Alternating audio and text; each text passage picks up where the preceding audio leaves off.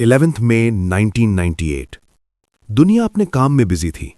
किसी को अंदाजा भी नहीं था कि राजस्थान के रेगिस्तान के नीचे कुछ ऐसा होने वाला है जो पूरी दुनिया को हिला देगा। एक ऐसा देश जिसे दुनिया डेवलपिंग नेशन के रूप में देखती थी, उसने चुपके से एक ऐसी पावर हासिल कर ली जिससे दुनिया के सबसे पावरफुल देश भी डरने लगे। और सबसे हैरानी की बात, अमेरिका के सैटेलाइट्स, CIA और दुनिया की सबसे बड़ी इंटेलिजेंस एजेंसीज सब फेल हो गए। ये कहानी है इंडिया के सबसे सीक्रेट मिशन की, पोखरण न्यूक्लियर टेस्ट ऑपरेशन शक्ति। इस कहानी की शुरुआत होती है 1974 से, जब इंडिया ने अपना पहला न्यूक्लियर टेस्ट किया था, जिसे स्माइलिंग बुद्धा कहा गया। लेकिन उसके बाद दुनिया ने इंडिया पर बहुत प्रेशर डाला, सैंक्शंस लगाए गए, टेक्नोलॉजी एक्सेस रोक दी गई। 1990 के दौर में दुनिया में एक नया रूल बन रहा था, जिसे कहते थे CTBT, यानी न्यूक्लियर टेस्ट बैन ट्रीटी। अगर इंडिया इसे साइन करता तो फ्यूचर में कभी न्यूक्लियर टेस्ट नहीं कर सकता था। इसलिए इंडिया एक मुश्किल सिचुएशन में था, या तो अपनी पावर छोड़ दे या फिर एक बोल्ड डिसीजन ले। 1998 में जब अटल बिहारी वाजपेयी प्राइम मिनिस्टर बने, तब एक सीक्रेट प्लान एक्टिवेट हुआ। इस मिशन का नाम रखा गया ऑपरेशन शक्ति। इस मिशन में कुछ ही लोग शामिल थे और उनमें सबसे इंपॉर्टेंट नाम था doctor APJ Abdul Kalam. Plan इतना सीक्रेट था कि आर्मी ट्रक्स में बॉम्ब्स को रात के अंधेरे में ले जाया गया और उन्हें आम सामान जैसा दिखाया गया ताकि किसी को शक ना हो।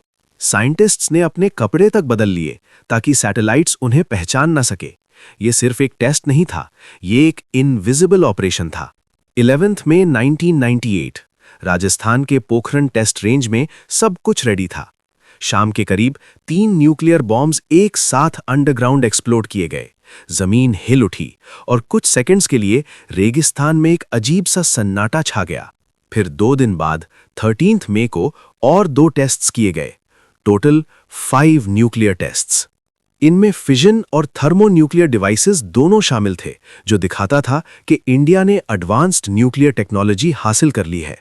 टेस्ट्स के तुरंत बाद प्राइम मिनिस्टर वाजपेयी ने अनाउंस किया, India is now a nuclear weapon state. ये एक बोल्ड अनाउंसमेंट था। एक तरफ इंडिया ने अपनी पावर दिखाई, दूसरी तरफ दुनिया शॉक में चली गई।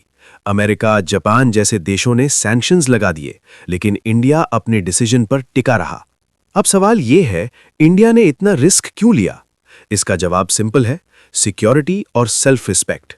इंडिया एक ऐसा देश बनना चाहता था जो अपनी रक्षा खुद कर सके और किसी भी ग्लोबल प्रेशर के सामने झुके नहीं।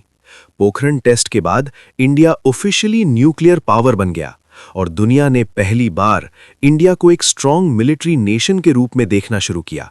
सबसे इंटरेस्टिंग बात यह थी कि अमेरिका के सैटेलाइट्स जो हर मूवमेंट ट्रैक करते थे, वो भी इस टेस्ट को डिटेक्ट नहीं कर पाए। साइंटिस्ट्स ने दिन में काम करना बंद कर दिया था, सिर्फ रात में काम होता था। टेस्ट साइट को कैमोफ्लेज किया गया और इक्विपमेंट को रेत के नीचे छुपा दिया गया। ये एक परफेक्ट डिसेप्शन ऑपरेशन था, जिसे आज भी मिलिट्री स्ट्रैटेजी में एग्जाम्पल के रूप में पढ़ा जाता है। सोचो, एक तरफ दुनिया के पावरफुल देश और दूसरी तरफ एक डेवलपिंग कंट्री, लेकिन जब वक्त आया तो इंडिया ने सबको सरप्राइज कर दिया। ये सिर्फ न्यूक्लियर टेस्ट नहीं था, ये एक मैसेज था, हम किसी से कम नहीं हैं। 11 मई को हर साल इंडिया में नेशनल टेक्नोलॉजी डे मनाया जाता है, उन साइंटिस्ट्स के सम्मान में जिन लोगों ने इस मिशन को पॉसिबल बनाया। पोखरण के रेगिस्तान में हुआ वो ब्लास्ट सिर्फ जमीन को नहीं, बल्कि दुनिया के पावर बैलेंस को भी हिला गया। और उस दिन इंडिया ने सिर्फ एक टेस्ट नहीं किया, बल्कि अपनी पहचान दुनिया के सामने